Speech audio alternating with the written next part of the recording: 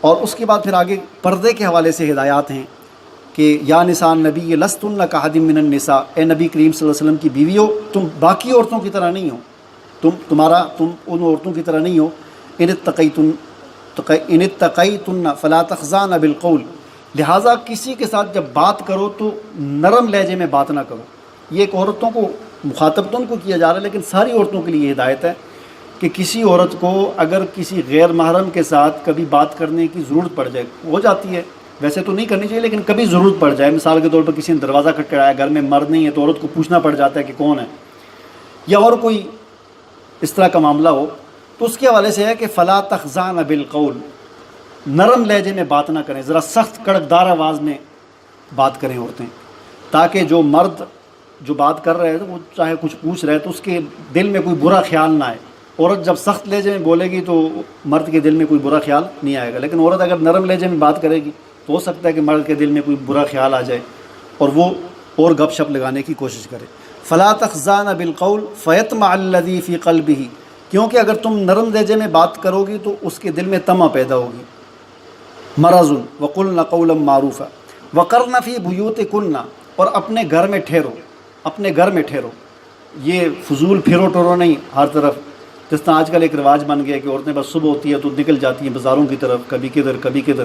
اللہ تعالیٰ فرماتے ہیں اپنے گھر کے اندر قرار پکڑو، وقرن فی بیوت، ہاں کوئی بہت بڑی مجبوری بن جاتی ہے، کوئی بیمار ہے اسپتال چلے گئے، کوئی اور اس طرح کی ایمرجنسی ہے، کوئی مجبوری وغیرہ الگ بات ہے، لیکن روزانہ ہی نکلنا، فضول ہی نکلنا، یہ چیزیں ہر چھوٹے چھوٹے کاموں کے لیے تو یہ اس کی اجازت نہیں۔ فرمایا کہ قرن فی بیوتکن، اپنے گھروں میں قرار پکڑو، ولا تبرجن تبرج الجاہلیہ، نمائش نہ کرو، اپنی نمائش نہ کرو جس طرح جاہلیت کے زمانے میں نمائش ہوتی تھی۔ یہ اس دن بھی یہ بات گزری تھی کہ زینت کو چھپاؤ اپنی، اور یہاں پر ہو رہا ہے کہ اپنی نمائش نہ کرو، دکھلاوا نہ کرو۔ اب یہ جتنے بھی فیشن ہوتے ہیں، فیشن کیا ہے؟ نمائش ہی ہے نا، مطلب کپڑوں کے اوپر فیشن، چلیں کپڑوں کے اوپر چلیں، گھر کی ضرورت بھی ہو سکتی ہے، چلو وہ ٹھیک ہے، لیکن پردے والے دوپٹے کے اوپر فیشن کرنا یا برقعے کے اوپر فیشن کرنا یہ سمجھ سے بالاتر ہے۔ اس چیز کو تو چھپانے کا حکم دیا جا رہا ہے۔ اگر آپ نے برقعے کو ہی خوبصورت بنا دیا ہے، مزین کر دیا ہے، برقعے کو ہی اتنا نمائش والا بنا دیا تو وہ تو پھر مقصد حاصل نہ ہوا۔ تو فرمایا کہ نمائش نہ کرو جاہلیت کی نمائش کی طرح، واقمنا الصلاۃ، اور اپنی نماز قائم کیا کرو، واتین الزکاۃ، زکوٰۃ دو، واتین اللہ و رسولہ، اللہ اور اس کے رسول کی اطاعت کرو۔ انما یرید اللہ لیذھب عنکم الرجس اہل البیت ویطہرکم تطہیرا واذکرن ما یتلی فی بیوتکن، اور فرمایا کہ یاد کرو ان آیات کو اور حکمت کی باتوں کو جو تمہارے گھر میں سنائی جاتی ہیں۔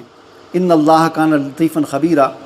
ہند و پاکستان کے مسلمان عمرہ کی سعادت کے لیے جب حرمین شریفین جاتے ہیں تو عمرہ ٹریول ایجنٹس کی طرف سے انہیں کسی قسم کی کوئی رہنمائی نہیں دی جاتی۔ ایسے میں ایک عام مسلمان تو عام مسلمان ہے، ایک پڑھا لکھا دیندار آدمی بھی پہلی بار پریشان ہو جاتا ہے۔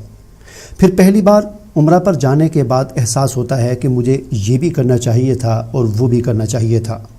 ان تمام مسائل کے حل کے لیے ہم نے حج عمرہ گائیڈنس کے نام سے اپلیکیشن تجرباتی بنیادوں پر لانچ کی ہے، جس کو بہتر سے بہتر کرنے کی کوشش کی جا رہی ہے۔